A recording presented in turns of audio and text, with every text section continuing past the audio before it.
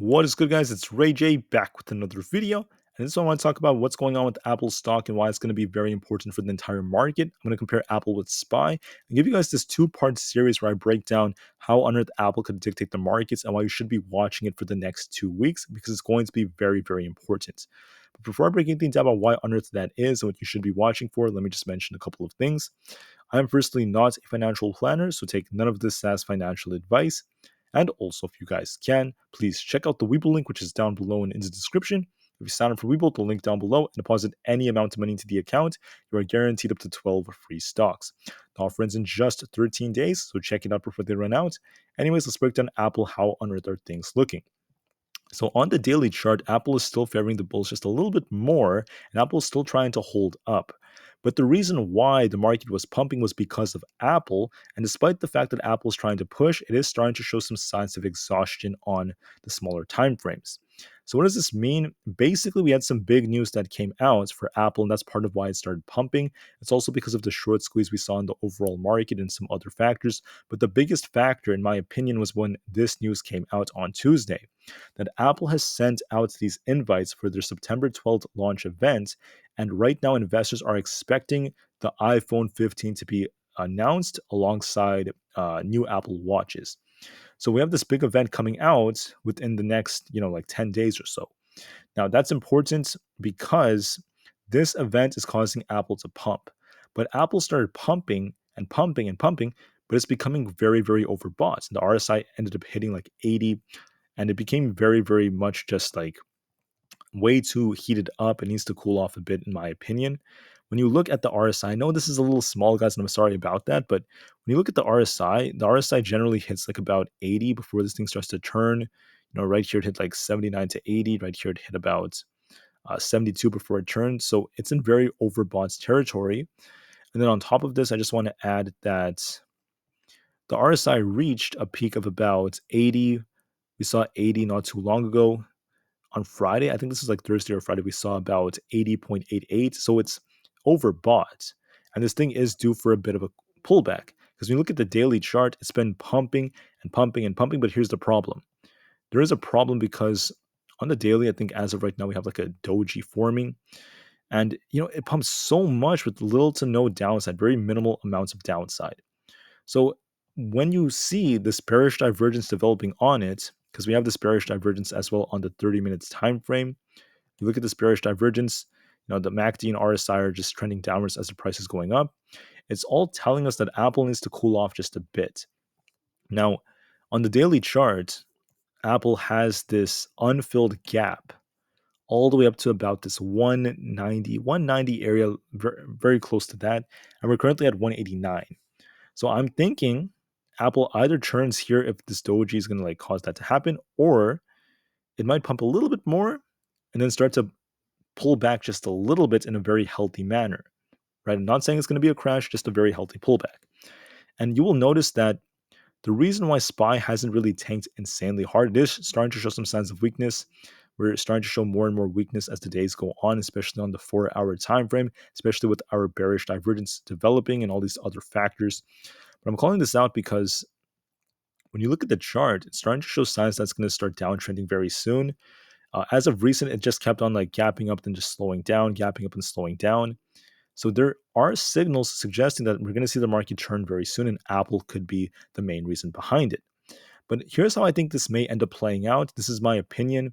Now, just to be clear, I can't really predict the market's future for like longer terms or even like the medium term. It's very hard to predict anything.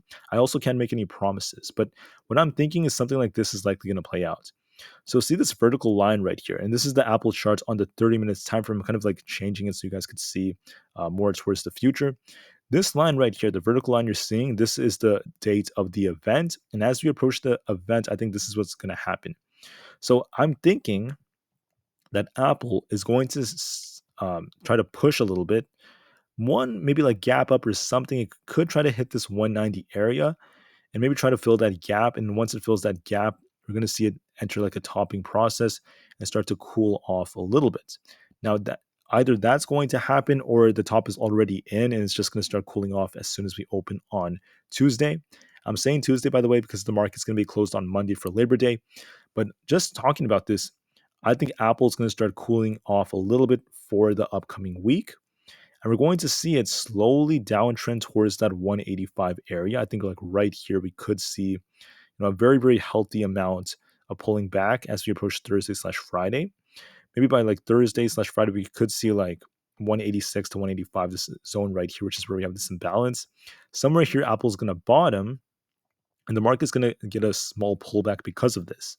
Now, I think the odds favor that, but just to be clear, we need to see a change in market structure. We haven't seen that yet, but I am predicting this might end up happening.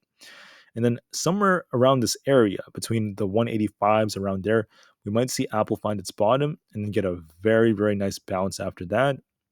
It could start bouncing as soon as Friday, if not by like the week of their big event. And then as it approaches the event, it's going to start pushing and the market's going to get a nice rebound for the Monday, which is going to be September 11th. And then Tuesday, when the event comes, Apple starts pushing back like this. And then after the event, I don't know what's going to happen. I don't know if it's going to sell off again or if it's going to pump. I'm not too sure. Typically, after events, it sells off, but this is one possibility. The second possibility would be the same thing, except, we might just start selling off immediately as soon as Tuesday. We might just get a bearish week just to start us off, just for a very healthy pullback. And you guys know, like the list goes on from here. But basically, it's the same thing, except I'm just going to end it from there. The same thing, except we just start selling off from the beginning. So I think this is very likely what's going to happen to Apple. I think because of the bearish divergence, it's in a topping process. It's very, very overbought. So it might hit this 190 area and then start reversing a little bit, or it might start reversing immediately. Once it reverses, very quickly, it's going to find a bottom. And then it's going to bounce one more time and push SPY and the whole market. So what does this mean for SPY? Well, you also have to remember that Apple alone may not be everything, as there could also be like other pieces of news. But as for SPY, when we approach the big event, there's a good chance that SPY might just follow the trend that Apple is on. And we could see it start to slow down even more. So it all depends on Apple, what happens with Apple and its event. I don't know if SPY is going to like get one more like push up because of Apple potentially filling its gap like this, or if the top is in. I do think the top is in, but just to be safe, let's just say we do get like one more little push up like this, and then we just end up doing one of those like gap ups before we start dropping, and we get another big sell off for like Tuesday slash Wednesday. But we need to see it close below 450. It's been very stationary for the last 2.5 to 3 days, so it's been kind of like stuck. We're going to be watching to see if this truly starts to sell off soon, so it might start selling off. And then I think Apple might drag this thing down. We're going to be watching like 448. And our very, very critical support is going to be at like around 445. Because if we break below 444, SPY is going to sink harder. 444 is critical support. I don't know if we're going to break that. It depends on if we get a bad piece of news involving banks or something like that or not. It is possible, but so far it hasn't happened, so I'm not going to count on that. But what I'm thinking is we might see like in a sell off like this into like the mid 440s. Then we might get a bounce thanks to Apple. We might form like a bullish divergence and then get that bounce and start pushing right back up thanks to Apple pumping with its event. And I don't know if, this thing is just going to continue going after the event or not. We could make our way back up to 450. And I don't know if the event causes this to like continue breaking to the upside or if we get a rejection. I'm not too sure about that. It depends on Apple's event, but I find this very probable. It's also possible, just like Apple, for this thing to like not even pump that much. It could just pump like this. And I mean, it could be forming kind of like a head and shoulders as well. So we might see like one little pump like this for like a right shoulder, and then it comes down and it just continues to follow the trend. Or maybe like it doesn't even like get much of a bounce. It's just a very minor bounce. Like it's very hard to predict if it's going to bounce much or not. It depends on like so many different factors. But then ultimately, I could see this thing start to sell off a bit. I think this is possible if we do get the Apple sell off, and I think the odds favor that for next week. But it's not going to last forever. We're going to get a bounce most likely. Now, if we broke below this line right here, this 444 area, we could turn more bearish. We could see the market start sinking much lower if we do break 444. If that's the case, then this thing is going to be, dropping all the way down to like 440, if not 438 again. But my gut is telling me that it might not drop that hard. We might just see it drop, a couple of dollars, a few points, approaching Apple's event. Maybe it gets very close to 444. It could drop like a little bit lower for a couple of days. we see some selling because there's going to be less volume for next week because the market's not going to be open for as much time. And then we might get a bounce either by like Friday, if not by early, the week after as we approach like, the 11th of September. And then after that, it all depends on Apple's events. So I do think that this is very probable. I do think the market is due for a slight sell off. And I think that this could end up happening. But just for confirmation, to turn more bearish, you need to see SPY close below 450. You need to see more bearish signals perpetuate while we end up getting like weaker closes. And simultaneously, we need to see Apple lead the way. Apple is going to be key to let this happen. Uh, Apple has to be the one. So we have to watch Apple like very, very carefully. So, anyways, I want to make this video kind of short. I hope this video was helpful for all the people out there who are curious about what I think the market may end up doing. I'm not like the best at predicting the market like 2 weeks out or like 4 weeks out. I can't always do that. Uh, I do believe that some of the things I said about the long term are accurate, though, about like SPY's monthly, which I could talk about in another video.